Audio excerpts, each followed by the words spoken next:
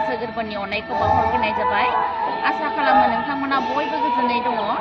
आं रजनि बर', आङो आंनि चेनेलाव बयखौबो बरायहरनाय थाबाय। नोंथांमोना आंनि भिडिअखौ नायलांबाय थादो।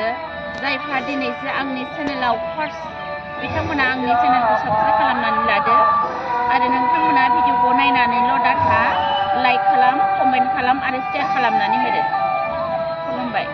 दुलाराय बाथौ गौथुमा दासिम माने 30-33 बोसोरसो जाबाय दानाया। अदेबानि बिनि सिगाङावनो खैराबारियाव बाथौ गौथुमा दङमोन। जि बाथौ गौथुमा दिनै 50 बोसोर आबुं जाबाय आरो दिनै बेवहाय संक्रान्ति मेथाइ फोरबो खुंबाय।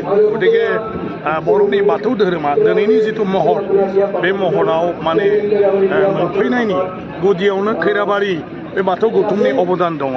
आरो आं नावकाटानि मानसि, नावकाटा फरायसालियाव जेला गोदो जों फरायसालि फरायोमोन 80 मायथाइसोआव, आरो जेब्ला जों स्कुल फरायोमोन अब्ला बेवहाय जों बाथौ फुजा होयोमोन।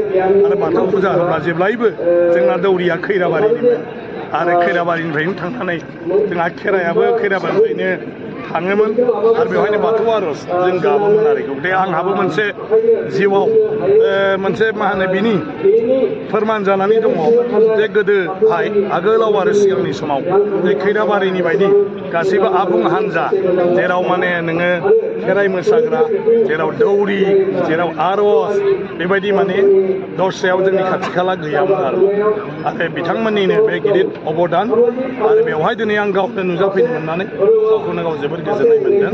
आरो आं मिजिंथिदों 50 बोसोर बे गौथुमनि धोरोम सिबिनायखौ लानानै जेफोर सावरायनाय, बे सावरायनाया गासैबो जिथु सिगांनि मोन्दांथि, बेफोरखौ लानानै फैगौ समाव साबसिननिफ्राय हामसिन जोंखौ धोरोमनि बिथिङाव माने माब्रैहाय जों आवगायलांनो हानांगौ, बिनि सायाव निस्सय थारैनो माने माखासे मोजां हाबाफारि बिसोरो लानो हादों, थांखि लानो हादों। आरो बेफोरनि जुनै जों बयबो बाथौ सिबियारिफ्रा खैराबारिनिफ्राय गोबां माखासे जों मोनथिनो हागोन आरो सोलोंनायखौ जोङो माने मा होनो रोंनायखौ जोङो